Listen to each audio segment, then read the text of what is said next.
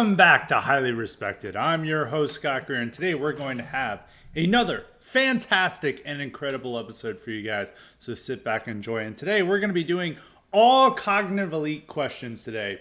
So I'm going to give my pitch. As a reminder, you too can get the power to ask me questions or suggest guests and topics if you sign up for the Cognitive Elite option at Highly Respected Substack. And that's at highly-respected.com. And make sure to sign up for the IQ supplements while you're there. So we're going to start off with none other than K-Max. K-Max has a question about the Mark Robinson situation. He says, from Herschel Walker to Diamond and Silk, Scott, is the GOP's idea of the base black guy always going to lead to this? I always thought the GOP strategy was if a black guy says it, he can get away with it more, unless it is this extreme. I do think the boy who cried wolf outrage stories like this from the media are less powerful than they used to be, but sadly maybe still effective to some degree. Your view of Mark Robinson, Scott? Well, Mark Robinson is a very unique situation. I think being on a porn forum called Nude Africa and declaring yourself a black Nazi, or even better yet, offering an endorsement of Mein Kampf on the porn forum called Nude Africa is just outside normal comprehension. I think this story is extremely funny. In some ways you would want a black belt. I mean, because it could have campaign consequences for Republicans. Robinson was always going to lose. If you guys, a few weeks ago I did a podcast and an article explaining the situation that's going on with the GOP in these elections, about how Trump is running ahead of all these statewide Republicans. And one of those Republicans he's running ahead of is Mark Robinson. And the poll average a few weeks ago, this is like 3 weeks ago, was like 9. The Democrat was like 9 points ahead of Robinson. And Robinson really wasn't, doing anything to make to narrow the gap. Meanwhile, Trump is ahead in North Carolina. Obviously, this story ends his campaign. Pretty much his whole campaign staff resigned over the weekend. He apparently has Jack Berkman as his new campaign manager. If you guys don't know Jack Berkman, if you guys remember Jacob Wohl, Jack Berkman and Wohl are always involved in these schemes that are outrageous. It's amazing. Like, both him and Wohl have been faced numerous legal problems, and they keep coming back with a new scheme. They are tenacious in their ability to keep going out there. I don't think Robinson hired them, but he probably has limited options. So I don't know. It hasn't been confirmed yet. Could just be Berkman out there trying to get media attention. But his whole campaign staff is resigned. Pretty much, he's not going to be raising any money. And they're just going to be running ads about how he endorsed Mein Kampf on a porn forum dedicated to black porn. So I don't know what's going on there.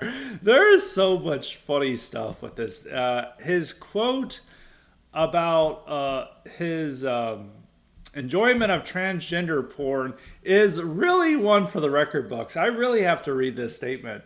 So this is posted on Nude Africa. They got to keep this in mind. And he's saying, this is not me, but he's quoting himself. He's saying, I like watching tranny on girl porn. That's fucking hot! Exclamation mark. It takes the man out while leaving the man in.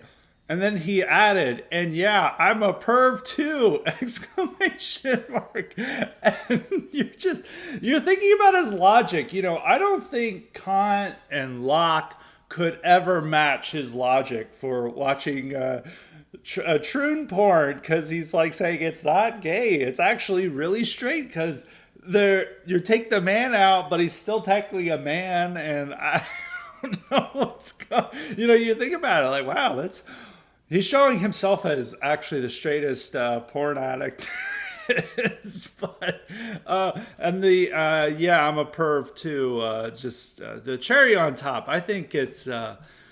I hope they run an ad about this, because that would be an amazing ad. That would really be total content victory there. So on the Robinson case, I would say this distinguishing about Robinson. His porn addiction and his recklessness about it, because before this, there were reports that he, in the 90s, this is before internet really developed much, he would go to porn stores all the time, like 5 days a week. That's a problem. Maybe going, no one should be into porn, but, going once in a blue moon, there are a lot of bad things that could happen. And if a guy is otherwise solid and they're like, we once caught him in a porn store one time, it's like, okay. Back when he was like in his 20s, it's like, all right, who gives a shit? Going 5 days a week, that's a problem. So they should have been keeping out on that. And having political arguments on porn forums is just too much. But the thing is, outside of that very bizarre situation where this is that Robinson has very right-wing views. Even outside the porn forum of Nude Africa, he had been defending whites, talking about how much Martin Luther King sucks, being really into very right-wing material and controversy. And this isn't just some guy like Royce White, who is the Minnesota Senate candidate for the GOP, who was organizing Black Lives Matter protests in Minneapolis when George Floyd died. He was like one of the lead organizers, and then he's just like some crazy guy who then switched to the right just for interest in conspiracy theories, and he got more attention from the right than he did from the left. Robinson is deeply right-wing. He is very conservative, maybe not in his personal behavior, but in his political views. He is very right-wing. He's good on immigration. He's probably better on race than pretty much most white Republicans, maybe even better than all white Republicans. He even had comments saying, using slurs, saying like, y'all want to blame white people, but white people be busy, building businesses and being productive, and you just want your welfare. And he had made these comments on the forum, which, it's remarkable. He's very pro-white in a way, so you can't condemn. So he's much better than Diamond Silk and Herschel Walker in that regard. I don't think Herschel Walker, with the CTE, he can think much of anything besides, cheating on his wife and having love children or abortions.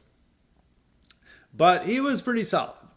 And he was very popular among North Carolina Republicans. This guy did win statewide race before. He won statewide race. He won lieutenant governor. He became lieutenant governor in a year where Republicans lost the governorship. And when he ran in the primary, he won overwhelmingly. Like the next closest guy was over 40 points away from him. I believe he got over 60%. He definitely got over 50% in a three-way primary, or a primary where there were three candidates that got at least 10%. He got the majority, outright won. None of the other guys were close. So he's very popular. He's a very charismatic guy. He's a great, he's an entertaining public speaker. But he is, you could tell that he might be a little bit too clownish. Or he might not be the type of person you want to run for office. Even though he had won statewide as lieutenant governor. He might be too much. And he had already been making these comments before outside of the porn forum. There had already been accusations that he denied the Holocaust, that it praised Hitler or something, which is whatever. I don't think even in the context they were using this was, very solid. But there's a standard with like who you want to run for office and who you want as a political commentator. I think as a political commentator, nobody should care about this shit. But as a candidate, because you're trying to win over people that are pretty cucky or not so solid, you might want to worry about that. Now, obviously, Trump, his whole record, you would say he could never get for office, but Trump has just a unique ability to transcend these problems. And it's a large part due to his celebrity and his charisma. Now, Robinson has charisma. He doesn't have celebrity. He is just this random black conservative who made a name for himself by being a very good public speaker. He went viral in the mid-2010s for a pro-gun rights speech, and that's what built up his political career. So he's he's good in that regard. But he's an elected he's an elected state official, and they didn't find anyone else to run who were better than him. And pretty much everyone, as I keep saying with this stuff about the Trump versus GOP, is Trump is more popular than GOP. And if they had just like a standard Republican there, that person would probably still be struggling. Maybe not to as much as Robinson, but that person would probably be down by 4 or 5 points in the polls. They would probably not have been posting Mein Kampf endorsements on Nude Africa, but I think they would be doing that. So I think there is a point with black Republicans with running them, is that they are too reckless and out there to be run as statewide candidates. Now, if they're going to be political commentators and stuff, that's fine. And there are pretty solid, black Republicans who get positioned. I mean, Clarence Thomas is arguably the best Supreme Court justice. You can go back and forth between Alito or Thomas. And it's great that he's there. That he represents our views. He's very right-wing, very conservative. I don't think anyone would have a real problem with Clarence Thomas. So you're glad that he's there. And there are a few others that are fine. But once they get up to a certain level, they're either complete cucks, like Tim Scott, which just terrible politics, or they're maybe a bit too clownish, like Byron Donalds. Which Byron Donalds, I've heard stuff that if he tries to run statewide, I don't think he's going to come out with New Africa Hitler posting, but he would also have similar skeletons come out of the closet if he decided to run for statewide office. He's planning to run for governor in 2026. Now, that's just what I'm told.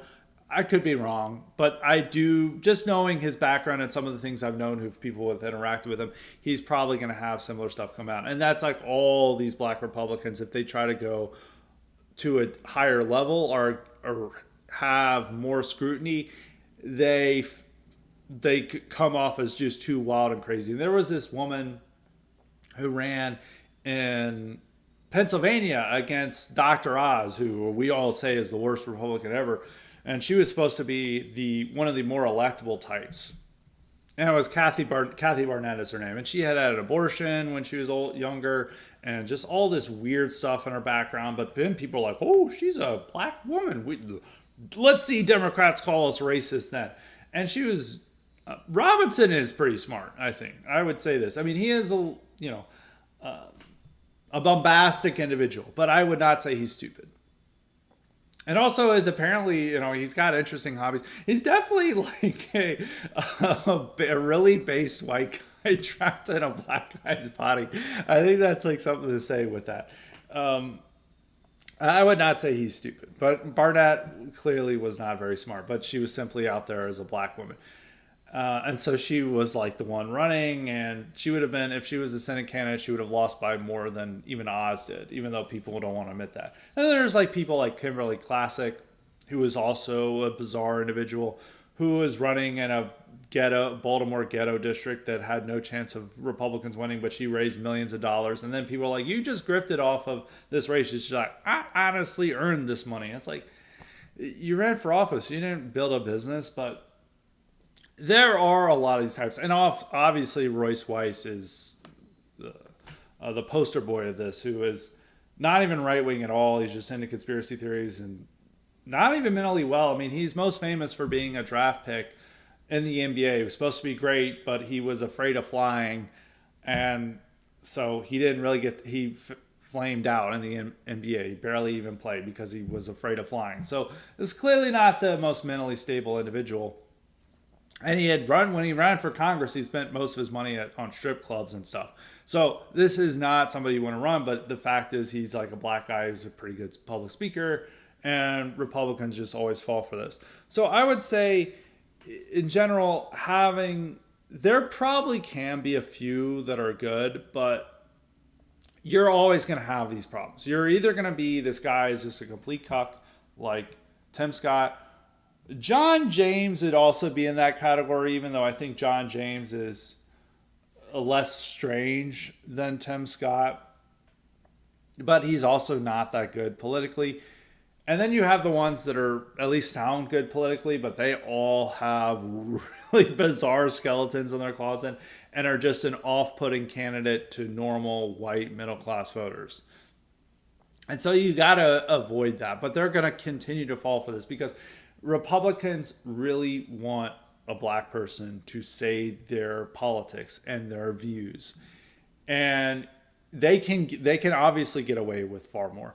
With what Robinson had already been saying a lot of this stuff, some of this stuff before this revelations came out. And for another white guy, that guy would be completely ruined and canceled. But he instead went on to become lieutenant governor and easily won the GOP nomination. So that is that type of double standard you have, is like whites can't get away with this stuff. But that's also just that we don't expect whites to be crazy and wild and stuff. And so if they're doing this type of behavior where they're, I forget his wife or somebody that he had a relationship with had an abortion, and he had been involved, similar stuff that Herschel Walker had been involved in. Like if a white guy had done this stuff, there would have been no expectation. But there's some ways it's just social. American society itself has just lower expectations for blacks and their behavior, and it's like, well, whatever. We're not going to be racist by looking at that. But at the same time, people are going to be like, well, that's just what they, that's just how their culture is. But at the same time, they're not going to want to vote for them. So you have a tough time with these candidates. And so you're either going to have a shitty cuck guy who is terrible on immigration, totally controlled by neocons, or you're going to have complete clown show. Robinson is much better than the clown show candidates because he is much more genuinely right wing. These are his views. He did not simply adopt these because he got attention. The fact he's expressing this and in such obscure parts of the internet shows that these are his true beliefs. And that, as I don't condone his posting and his porn addiction and stuff, but I do understand where he's coming from. I would say he is more of our guy than a lot of other Republicans, and I don't think he's an idiot. But at the same time, he's probably not somebody you want to run for office. If he was like a radio host, I'd be like, that guy is awesome. I would have no problems with him. But as a political candidate, you don't really want him. So I think as a radio host, talk show host, he'd be awesome at that. And you'd want somebody like that. You'd want a very charismatic black guy to go and address a lot of these subjects that a lot of other people aren't going to do. It's like similar with like Jason Whitlock, who is a huge guy in sports commentary. I remember growing up and watching him on ESPN. This is a mainstream guy, and that guy now he's gone more right wing, and he addresses a lot of political topics that nobody else could get away with. And there was even that case with Candace Owens, who stayed at Daily Wire far longer than any white person could.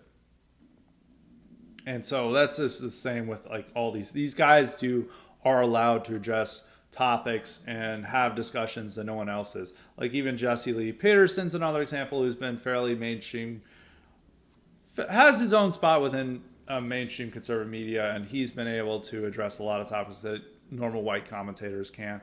So sometimes that is to an advantage, is that they can like have like Jared Taylor on to have a discussion about race, or they can also just say things about black culture that whites could never say.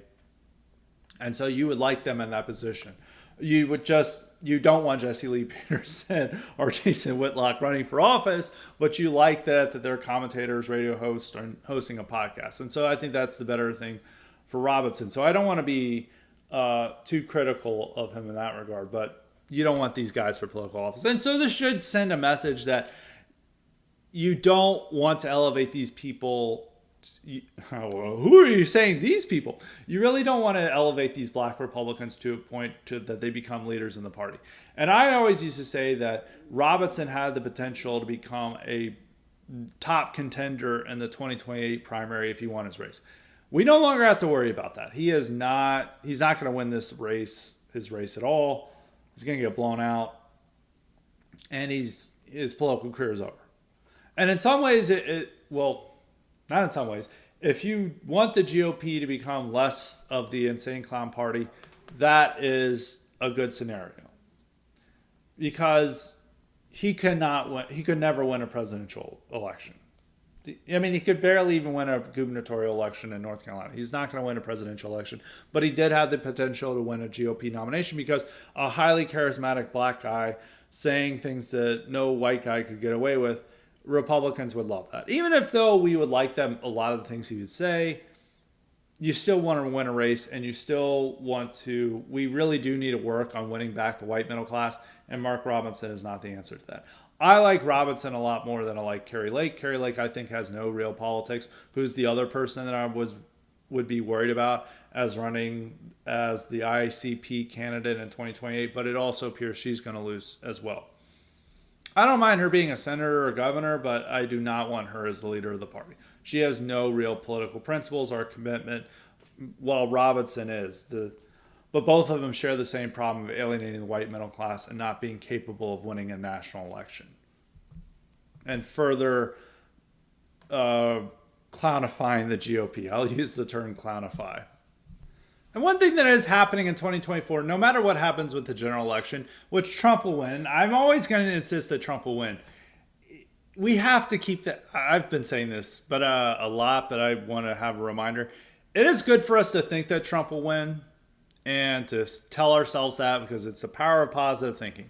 And I think even if he doesn't win, there will be good evidence that it was, rigged or stolen and all that sort. So I don't know. People want to blackpill themselves. Like I pointed out, like there's 65% chance Trump wins. And all my mentions are like, no, he won't. He's going to lose. They're going to steal it again. It's like, look, man, this is just bad vibes. Let's have some good vibes. But anyway, and I genuinely believe the 65-35%.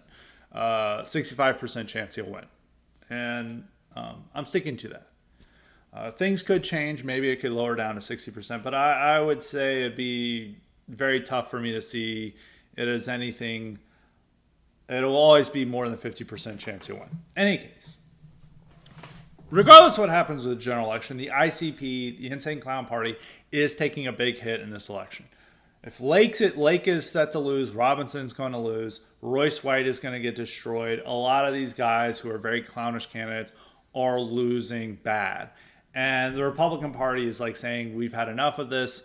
We want a more responsible, respectable Republican to run. And they are having Republicans who are much better on these issues who are less clownish. Bernie Moreno is a good example. This guy was a total establishment pro-immigration guy when he ran in 2022. Now he ran as full-on MAGA, saying really good stuff about immigration. And it's showing that guys who have a respectable, standard Republican image now are taking up more MAGA causes, more right-wing causes. And that's really what you want to do to achieve positive election results and victories is you have like type of Glenn Youngkin, but they're very right-wing on their positions. They just articulate it in a way that's better than Marjorie Taylor Greene and Lauren Boebert. And so these guys are taking a hit. The problem, now going back to the Robinson specific case, on a content level, I love this. This is amazing content.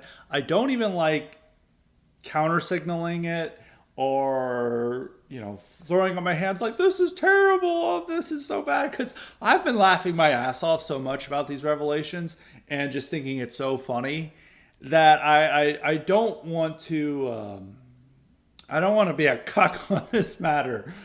But at the same time, it is not good for Trump that this is happening. Trump needs to win North Carolina. He could still win the election without North Carolina. It could have a very bizarre, this could be a very weird electoral map. There are polls showing that Virginia is neck and neck. I don't think he'll win Virginia, but, it's within the realm of possibility.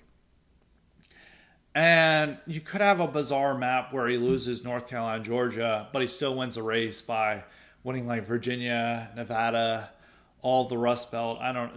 It could be a very weird electoral map. But he doesn't, it is one of those battleground states he needs. And he needs to win every battleground state. He can't just give up on a battleground state and then hope that he wins the rest of them. He has to be competing for all of them, and because he doesn't know which one he might win or lose. In North Carolina, he won in 2020. It's supposed to be one of the states he's supposed to win. If he loses that, that hurts his chances. And so Robinson has the potential to drag down Trump, which is the opposite of what people always think about Trump, is that Trump drags down Republicans. Instead, it's these down ballot candidates who have the potential to drag down Trump. And so that's the real problem with him. I mean, Robinson should have dropped out, but I can understand why he didn't on a personal level, because it's like, my political career is over. My life is over. Everything's ruined, and everyone's turned against me. And what do I gain by dropping out? Well, staying in, it's like, whatever. I'm still going strong. And then in North Carolina, GOP still backs me. So I'm going to continue running in the race. And it's not about like, if Republicans had replaced Robinson, that guy would have lost too. They would have had to spend a month and a half introducing some new face. It's really just a month. That guy was going to lose no matter what. The real thing is that he would have R to his name, and he would have not dragged down Trump if they had had just a generic Republican there. And that's what's most important. Republicans are not going to win the gubernatorial race. It's more important about winning statewide. Trump can still win North Carolina, so I'm not saying it's over, but this does add a potential problem and a potential obstacle to achieving that. And Democrats are running ads in North Carolina tying Trump to Robinson. That's going to be pretty much all their ads in North Carolina till November 5th. And that may influence enough voters to where Trump could have won by 2 or 3 points, but now there's enough voters who are like, well, maybe I won't vote for Trump because Robinson's just too out there.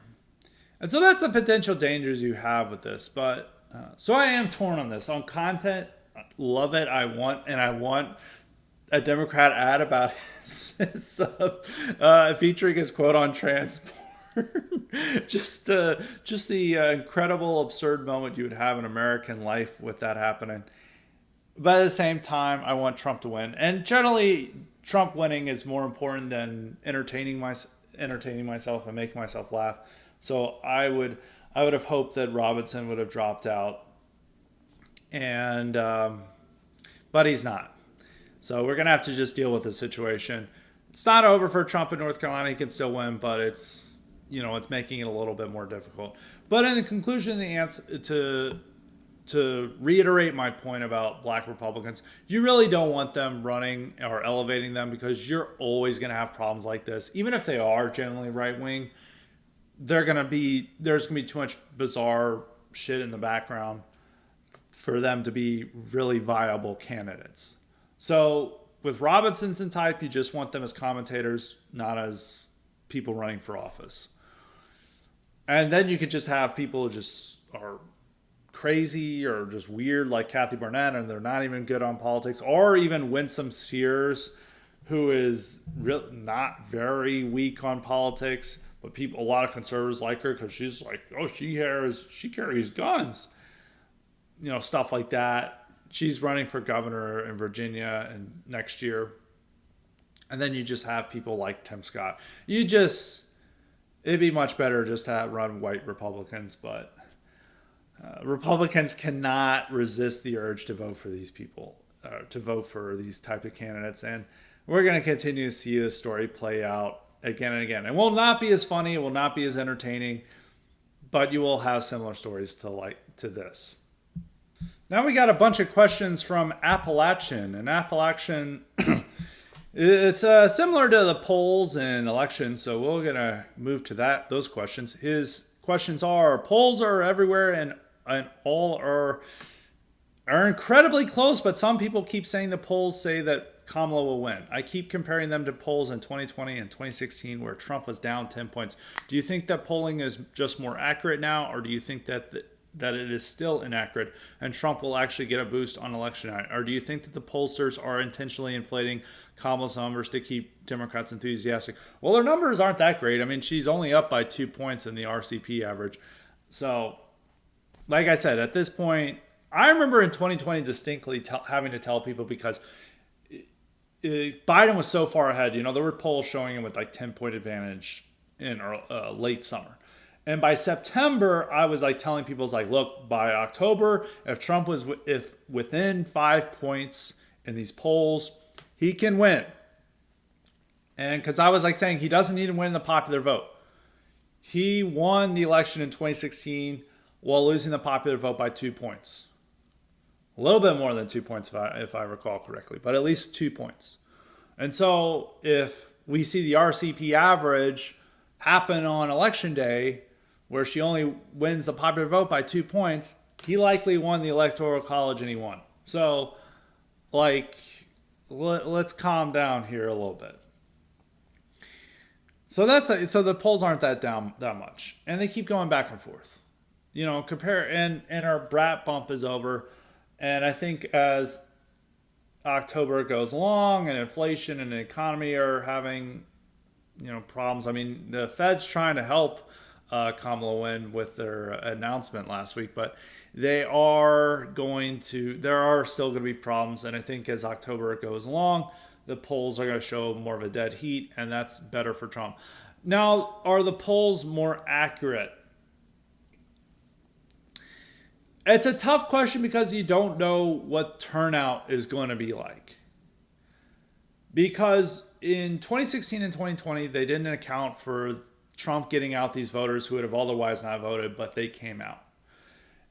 And in 2022, they tried to account for those people turning out, but they didn't because Trump wasn't on the ballot. Now that Trump is on the ballot, it makes it a much hazier picture.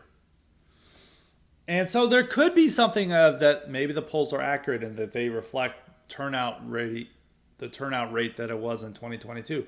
They could be wrong. I'm more leaning that they're going to be wrong, is that Trump's going to turn out a lot more people than Republicans were capable of turning out when he was not on the ballot in 2022. So I think that's possible. And I also think that Democrats are going to have maybe more turnout issues than they think for getting out their own side. They're going to get out single white females, that's for sure. But are they going to get out enough black voters? Are they going to? And I think Hispanic voters, Trump's probably going to win 40% of the Hispanic vote. Hispanics aren't that important because even though they're about 20% of the population, they're only about 10% of the electorate. But that still adds up, and I think Trump can have a huge boost among white working class that negates some of that advantage that Democrats are starting to have among college-educated whites. And, I think the pollsters are intentionally inflating Kamala's numbers. I think when she was first announced, I think they were. Or they're at least overhyping the results because, all the polls were showing Trump beating Biden, which, considering the fact that he can still lose the popular vote and win the electoral college, the fact that the RCP average had him 3 points ahead of Biden was just there's no case that Democrats are going to win. You have to add in this advantage of that if the polls are just showing him down by 2 points, he can still win with that 2 points. So if the polls are accurate, he would still pull off a victory. But now I think that they're not intentionally inflating it. But this race is still very close. And I don't know why people it'll show Kamala with a 1 point advantage and people will be blackpilling. I don't think so. If there's a poll that came out with a 10-point advantage and it's something reputable, New York Times poll, then you should worry. But we haven't seen that yet. So I don't know why people are just up in arms about this stuff. So even if you trust the polls, shows a pretty good picture for Trump. It still shows that Trump can easily win this race. Second question, do you think early voting is here to stay? I hope not. I think election security becomes incredibly difficult the longer you allow voting to take place. Hopefully Trump discontinues it. Well, unfortunately, you can't control voting well, fortunately, actually, if Democrats win, you cannot control voting on a national level. Early voting is definitely here to stay. Anything that makes things more convenient, our people get used to, and then you take it away, people are going to be pissed. The early voting is going to be here to stay, but you can restrict it and contain its effect. Like, I think you can go after mail-in ballots and the loose rules around turning them in. Georgia's done that. A couple of other states, I think Wisconsin's tried to do that. North Carolina, I think, has done that. So you can do those things where you restrict mail-in ballots. Now, early voting in general, it's here to stay. More people are going to be doing early voting because it's like, it's so convenient. Why are they going to take it away? And people are going to be like, oh, you're taking away my convenience. You're not, don't take away my convenience. I don't think you're going to do that. Now, mail-in ballots and the loose standards for accepting them, that's the target for getting under control, and Republicans can restrict to make our elections fairer and more objective and more regulated, and ensuring that proper voters are the ones voting, not dubious voting occurs. So that would be my thoughts on that. It definitely undermines election security, but early voting, I think it would have to be, you just go to a polling place and then you vote, and that would advantage Republicans. Even though the one issue we have now is that we are relying on demographics that are less reliable for turning out to vote. And people, I believe I said this in the mailbag last week, or may have been in the general episode, of how we're having an advantage with young men, but young men are far less likely to vote than young women. And young women are, they've got it in their calendar, they're already prepared, or they know that there's early voting. Well, guys will get drunk watching Monday Night Football and they'll forget to vote the next day. And so the advantage isn't really very important. And it can even happen, it's also with working class voters. If we're having working class whites, they're less inclined to turn out to vote, especially in off years or in elections where Trump is not on the ballot. It's harder to get them out to vote. Meanwhile, middle class whites will always vote, even in the midterms. So they're starting to have that advantage. But in any case, mail-in ballots also absolutely help Democrats, and restricting those is very important for us. So the next Appalachian question is similar. Let me pull it up. Our second group of questions. He says, on voting, I have friends who believe the election process is already broken in the U.S. I disagree. However, I can't deny the lack of voter ID, early voting, plans to enable non-citizens to vote, and ballot harvesting are real threats to prevent real Americans from being heard. What can Trump do to stop this deterioration? How bad, corrupt does our election system have to be to not vote anymore? You're always going to need a vote.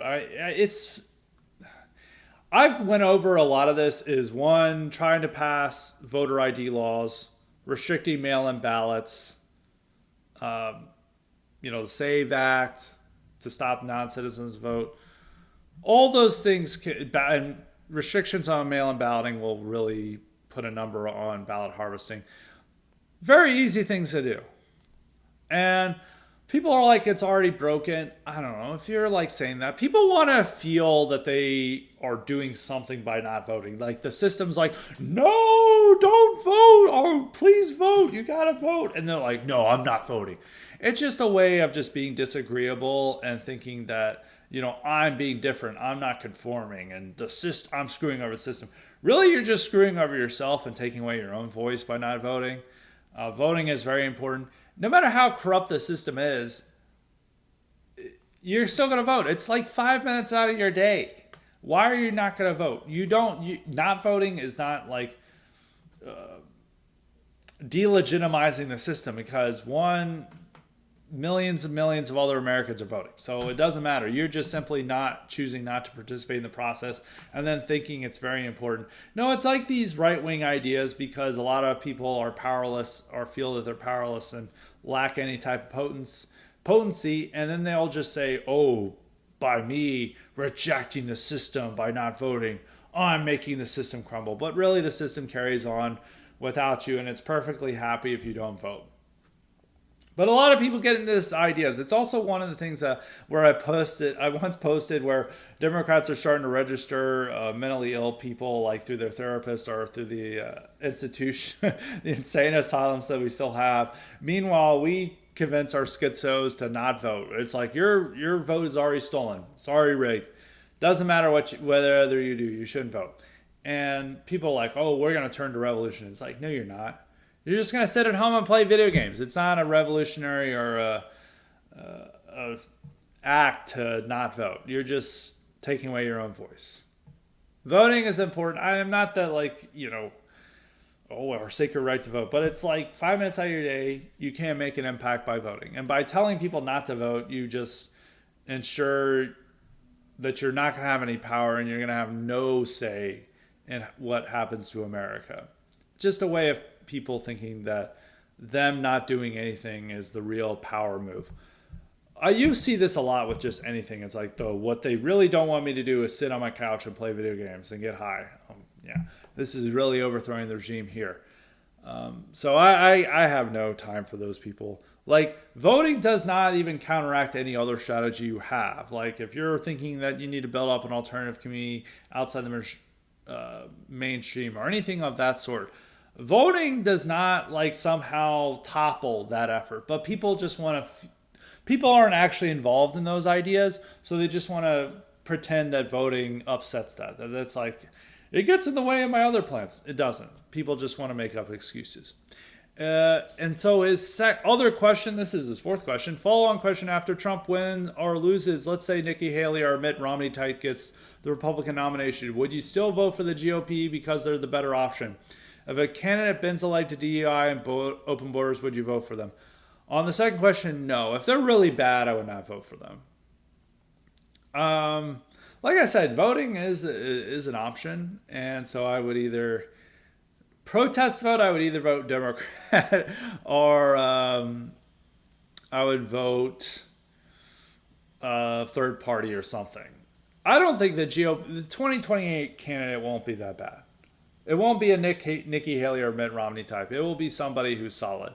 Much more solid than those two.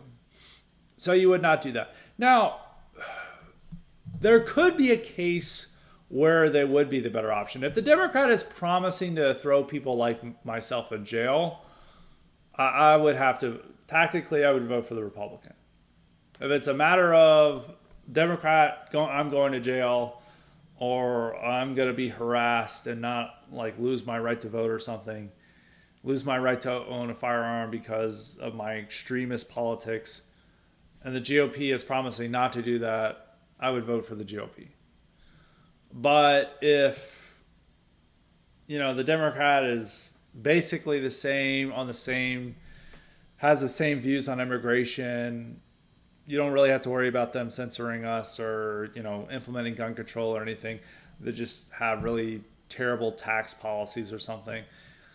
Maybe I would vote for the Democrat in that scenario just to stick it to the Republicans if the Republican candidate is really bad. But in most cases, the Republican is always going to be the better option, even just for minor stuff. Even if you care. I mean, I don't like paying a lot on taxes, and I also like gun rights, and I also don't like hate speech laws. And Republicans, well, and outside of the, they're not actually that good on hate speech laws because they want to ban criticism of Israel. But Democrats want to have a broader category of hate speech, and I think they'd be more willing to actually implement that. So usually the GOP Republicans are always going to be the better option, but there could be a case where they really screw over, nationalist types or Trumpist types, and it'd be worthwhile. And Democrat, there isn't really much of a difference between them and the Democrats. Thus, you would vote Democrat. But I don't foresee that happening in 2028. It will be somebody who is much better than Nikki Haley. Nikki Haley is going to run again. She will not be the nominee. It will be somebody. It might not be somebody perfect. Probably will not be somebody as good as Trump or anywhere close. But I most likely would vote Republican. If you are trying to build a constituency within the Republican Party and have power within politics, sometimes you do have to make compromises and hold your nose and vote for somebody in order to ensure that your power block remains influential. So if you are building up a power block that is trying to make the GOP care more about the identity issues and to prevent them from going full cuck, you would probably have to hold your nose and vote for the Republican no matter who it is. Now, if you, even though that person may want to do something stupid on amnesty and immigration, the fact that they have to deal with that block of voters who are going to be pissed, and there's all these congressmen and other important Republicans who represent those interests, and that would prevent them from doing something terrible on those matters. And that's how a lot of this stuff in politics works, which I think one thing that the alt-right in the past is always like, we're doing a lot by not voting Republicans or making the Republicans lose. It was just a way of signaling that they don't actually have any real political influence, but they want to pretend that they're casting a ballot for Obama is destroying the GOP and going to make it more white nationalist, but that never happened. The only way that the GOP adopted more right-wing views was by Trump winning. It only happens through victory. It doesn't happen through loss. And if the GOP continues to lose races, they would turn into something more like the California GOP, which is incredibly cucked. They're not solid at all. They're not a super base party. They would turn into that. They would not become a vehicle for the alt-right. And so that's like some of the way that they don't have the political categorization. But it's a lot more comforting and a lot more easier to stand on moral principle to say I'm not going to vote for somebody if they aren't fully following my politics. But I mean, people even don't want to vote for Trump, which is like, he's about as right wing as you can get for a presidential candidate, and people don't want to vote for him. So it's like, if that's your standard, I don't think you're ever going to vote for GOP, but you're just not going to have much of a voice within mainstream politics. I don't want to have a hard and fast rule saying I'll always vote Republican, because I don't, and I don't think that's not always smart politics. But in general, if you're building up some type of influence and some type of constituency within the party, you generally have to go along with the GOP candidate. It's like what's happened to the pro-lifers. The pro-lifers are losing influence by constantly threatening to not vote for Trump, rather than trying to influence them in their direction or keep their foothold within the party. Is if they all announce that they're not voting for Republicans and Republicans win, that would make the party less pro-life. So something that you have to consider that a lot of people don't. All right, now we are moving on to pay-per-view. Pay-per-view said, hey Scott, in John Doyle's most recent video he posted, he mentions that with the weaponization of the DOJ by Biden and Trump, have 2 attempts at his life. He says a Trump administration can now go after Antifa and finally put a stop to the anarcho-tyranny reign that they have. How likely and viable is this, with Trump's reasoning being they tried to kill me? Well, yeah, I mean, if they think that the weaponization of the DOJ is leading to attempts on his life, yes, he could go after Antifa. But I mean, the thing about Antifa is not really around that much anymore. I mean, they still exist, but they're less of something to worry about than they were in 2020. In 2020, they were a domestic terror group that was all over the country, stirring up riots, and the federal government did nothing about them.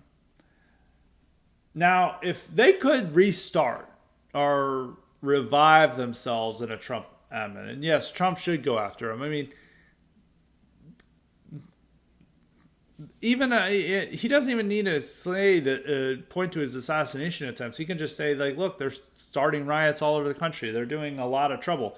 They're a domestic terror group. We're going to go after them. He can just utilize the DOJ and weaponize against them. And that's something he should have done in his first term, but I think it's a lot of these guys he got establishment Republicans are like, well, I don't really know what Antifa is, so we're not going to focus on it.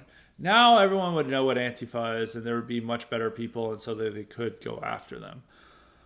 Yeah, I think Trump can do a lot of great things with the DOJ if he gets in power. And going after Antifa is one of those things he could do. He can utilize his assassination attempts as that they're trying to kill me, and if there are more, which I think there will be, more assassination attempts on Trump, then he will have that justification for utilizing the DOJ and the federal government to go after these types. So yeah, I think he could totally do that. I think there will be a lot of great things that Trump can do in a second term that he didn't do in the first term. And weaponizing the DOJ for right-wing purposes is one of them. So that is my white pill on that. Let's see who else we've got. Oh, that's a funny one. We've got Dollar Bill question. He says, what are your thoughts on the revelations of Olivia Nuzzi, who's this reporter, having to leave? Well, she went on leave. She didn't leave New York Magazine over allegations she had a romantic relationship with RFK Jr. He clearly must have made a visit to the ancestral homeland and kissed the Blarney Stone, which gave him the riz needed to seduce a woman 40 years younger than him. I like to think his uncle is looking up from the fires of hell and nodding approvingly at his nephew honoring the Kennedy family skirt-chasing tradition. Well, he's been doing this all the time. I mean, women cannot resist RFK. But some ways the womanizing is bad. I mean, like his first wife killed her. Well, it's not kind of bad. It is bad. I mean, you kind of like, you have to admire the game, but it's like, you know, you're 70 years old, you're married. Your first wife killed herself over your infidelity. You know, you need to stop that. But I mean, Olivia Nuzzi is most at fault here. And the thing is like what the story is. It's like they're saying, well, it was never physical, and it's like she just said demure nudes. It's like, what does that even mean? Like, what is demure nudes supposed to imply? It's like it's tasteful and artful nudes. I don't know what that is. And then the story of what happened is that people are claiming that it was leaked from RFK because he kept bragging about it. Then RFK is like, I had to block her. She was just sending me so many demure nudes. I just couldn't handle them anymore. I was being loyal to my wife. And in that regards, it's once again a very funny story. Lots of great content coming from last week. You know, the 7-year-old man hitting on Nuzzi's a little bit younger than me, so she's like 31, 32. She looks older than me though. I'm not a Nuzzi fan at all. She's like she's a woman who was able to make her career off these stories because she got her break by being a college student working for the Anthony Weiner campaign, and then she published a tell-all about and positioning herself as a victim. And then she always liked to utilize a lot of the horniness of subjects like Rudy Giuliani and then embarrass them and humiliate them for her own gain.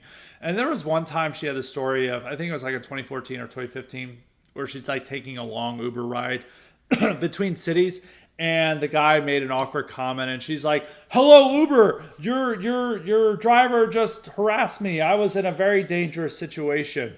And then all these male reporters like, "Oh, I'm so worried about your safety, Olivia." And it'd be all these loser reporters simping for her and like being like, "Olivia, please notice me." And she had this like granite face. And she's just like, and she also doesn't really work. She writes like one article every 3 months. So, but she's able to exploit that by being I'm going to use quotes here, hot woman in journalism. But it just shows that like being mildly attractive can make you a hot journalist. But most journalists are not that attractive at all. I mean, you're competing against literal wildebeests here who also think of themselves as attractive.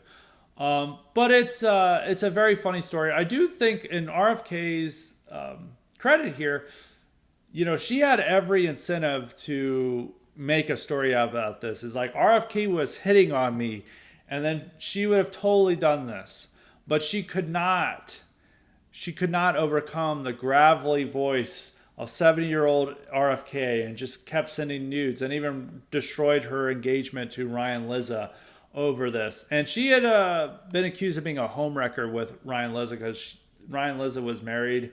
This is like years ago. I think this is like 2016, 2017. This is a long time ago. And then he began having an affair with Nuzzi, and Our relationship with Nuzzi, it wasn't clear if it was the marriage was over by the time, but he basically ended his marriage to start a relationship with Nuzzi. And then Nuzzi destroyed her engagement in order to have a texting affair with RFK. So that part is really funny. But this stuff happens all the time. Like, the one thing to realize is that all these female reporters get very sensitive about, we are not sleeping with our sources. The what happened in House of Cards with Zoe Barnes sleeping with Kevin Spacey's character, that does not happen at all. We're completely professional. And then there's been all these stories about these female reporters getting scoops from guys that they've been sleeping with. There was this New York Times reporter who had been sleeping with a senior staffer, I think on like one of the very important committees in Congress that had a lot of national security stuff, and she was getting scoops from him. And that guy got arrested and got fired. Well, meanwhile, she was just had a temporary suspension and gets really sensitive whenever people bring up that she had sex with this guy and was getting them for scoops. Another one was another reporter who was dating a guy who worked in the Defense Department, and she was giving, or even a defense contractor. And this guy got arrested, and I think the committee staffer was merely dismissed and had like a misdemeanor. Like, I don't think he would serve prison time. But this guy with the Pentagon guy leaking stuff to a reporter, he actually worked at the DIA. I had to double check on this. And he was arrested and had serious felonies placed against him for leaking stuff to his girlfriend, who was a reporter. I guess they had a serious relationship, so that's more than a lot of these. But this happens a lot. A lot. Way more than female reporters want to admit. So House of Cards was like 9/11 for female reporters, in that it showed them how they get ahead of life is by utilizing sex for...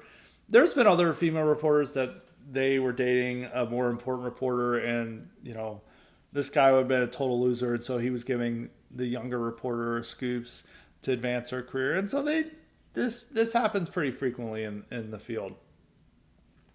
It's, you know, women don't want that known, but as it's really funny because Olivia Nuzzi wrote a whole attack article on House of Cards and how unrealistic it is, and then of course she lives it out. So that is pretty funny in that case. But I think it's just funny content. This stuff happens a lot more. There is something to say about RFK, that he was able to get one of these women, you know, taming of the reporter thought, I guess you could say.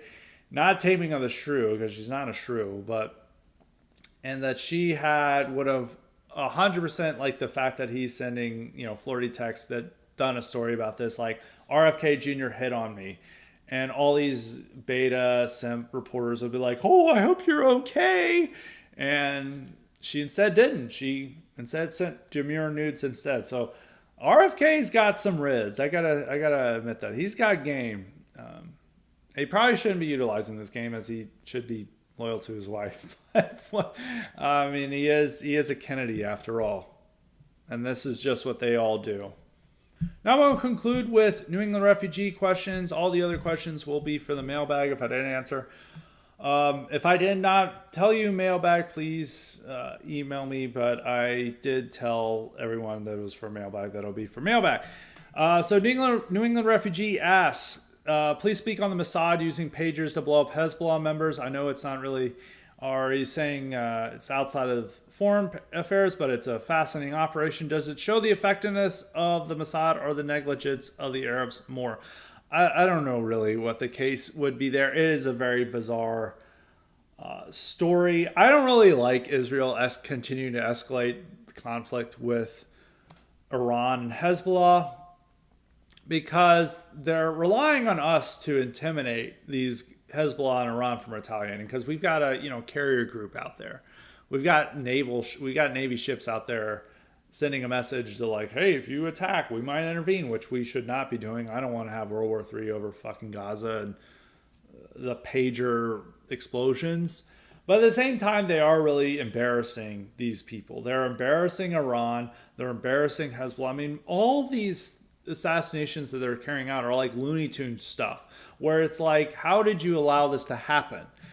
With the blowing up the Hamas leader, they left a bomb in his apartment for months, and Iran didn't bother to find it, and then they blew him up. And now the pager stuff, it really is about embarrassing these groups, and the Middle Eastern world is showing as like punking them in a way that it makes them appear less threatening and it loses some of their credibility among the Arab population. Now, they are gaining. Hezbollah had lost a lot of its popularity over the port explosion in 2020 and being blamed for that among Lebanese. But a lot of this stuff that's happening, Lebanese are seeing what's happening in Gaza, and this is universally unpopular, not just in the Arab world, but really in the world in general, that they are gaining some credibility and that their artillery strikes and other things on Israel has a degree of popularity among Lebanese because they see what's happening in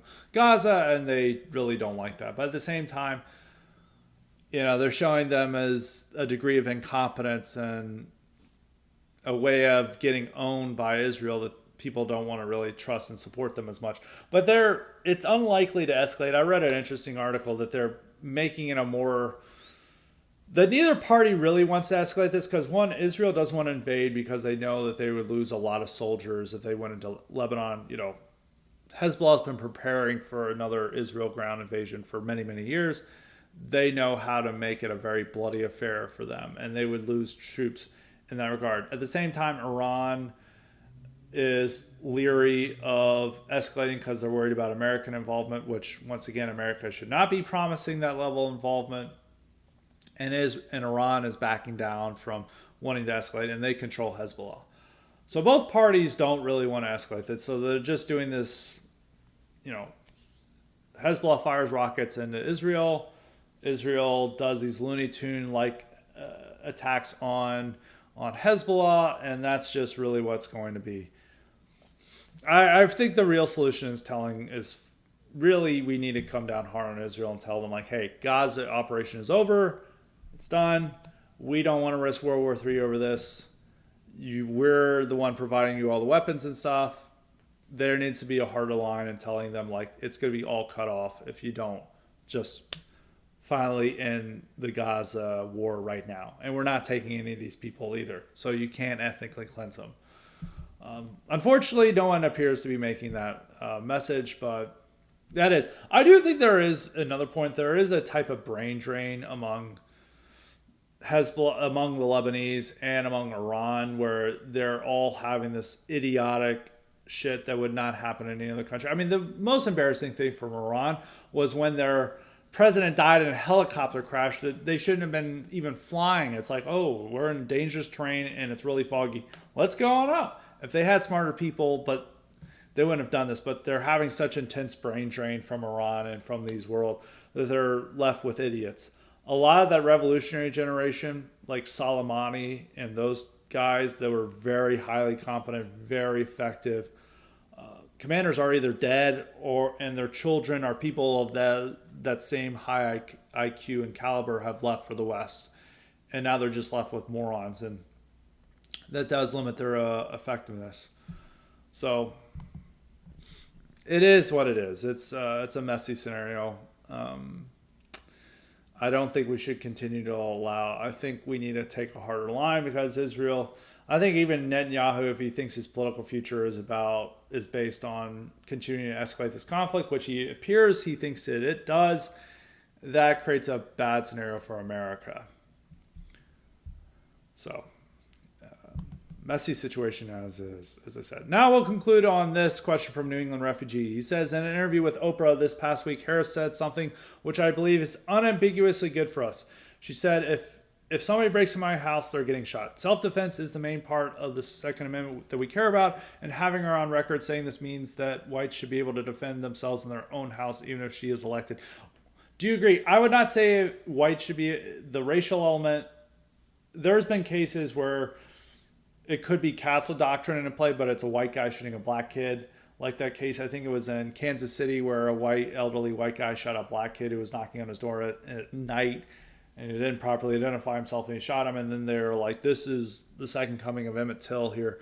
That's not the case, but it is good that more people support this. I think it's showing a change on gun rights, is that gun rights are way more popular than probably at any point in time in this country since like the antebellum era. I would say ever since the 19th century. They know that supporting type of mass gun control and gun confiscation is extremely unpopular, and that more Americans are buying guns. There are even more liberals buying guns. A lot of Zoomers like guns. All these leftists are like, I need to buy a gun to fight transphobes. It's becoming a less right coded. It's still right coded, but it's less right coded. That's good for gun rights, but it's also leading to a lot of the cringe stuff you're seeing from gun rights advocates, like, we need to arm illegal immigrant aliens against the pigs at ICE. It's like, no, we support ICE in this situation. Illegal immigrants shouldn't own guns, but a lot of these gun rights maximalists are about this stuff, and this is how they find appeal with the left. Now, as I said, this is good for gun rights. If there's becoming more of a consensus that gun ownership should be protected, and that Harris is talking about how she owns a gun and she uses it for self-defense, that is indicating a massive cultural shift on guns, where in the past Democrats are like, you shouldn't even own a gun. Why am I going to own a gun? I don't need a gun. And they would have been playing to this aspect that no one should own a gun, and that we should actually have more gun control. But now she's still in favor of gun control, but she's trying to moderate that and say, and appeal to gun owners. She's like, I'm just like you. I worry about my own safety and security, and that's why I own a gun. And I would use that gun for my own protection. And so that is showing the growing popularity of gun rights, but she's still for gun control. So on the racial angle is still, you still have to worry about getting arrested if you're a white guy and you shoot a black intruder. More so than you just got to hope that guy is not black. I mean, if it's like Hispanic, there's not really a Hispanic community Hispanics don't really get up in arms in the same way that it's with blacks, and it doesn't have the same cultural resonance. So you just got to hope your invader is not black, but most likely your invader is black. Even though there was this case where these Hispanics pretend to be DoorDash drivers, and then I did home invasion. So in that case, you don't have to worry about that. But I think it's just, the main point is that it's showing that gun rights is more popular, and it's less likely for Democrats to implement gun control than it would have been definitely 10 years ago, even 5 years ago. Democrats still run on gun control, but it's less of a powerful issue for liberals. You can even see this, like, liberals don't get as worked up about, like, we need gun control now, because we continue to have mass shootings, and they still will go like, well, this is why we need gun control, but it doesn't carry the same type of resonance that after Sandy Hook, or after a lot of these school shootings that were happening in the 2010s, or Parkland, where they would just rally behind that. It doesn't really carry that same significance anymore. It doesn't really carry that same power and popularity as it once did. And so that is good for gun rights. And I'm a strong supporter of gun rights, but I do think a lot of the gun rights maximalists get idiotic. I don't think convicts should own guns, and I don't think illegal aliens should own guns, which then they'll call me a cuck for, but sorry, I'm not a gun rights maximalist. I do think that there's certain people shouldn't own firearms. I'm more right-wing than that. I think that's the more right-wing position. But in any case, that is it for Highly Respected today. We're going to have incredible content later this week with both great columns, great podcasts, so be on the lookout for that. So until next time, stay respected.